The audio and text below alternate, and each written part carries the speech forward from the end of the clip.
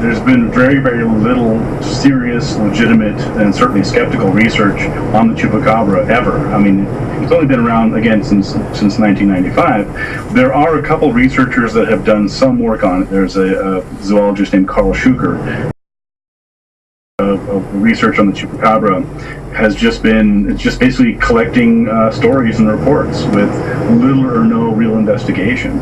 And that was one of the things that I was, to be honest, I was kind of shocked. I mean, you would think that you'd think that by now, after having done investigations for 12 years now, that I would be used to sloppy scholarship. But this was a whole new level of sloppy scholarship, I have to tell you.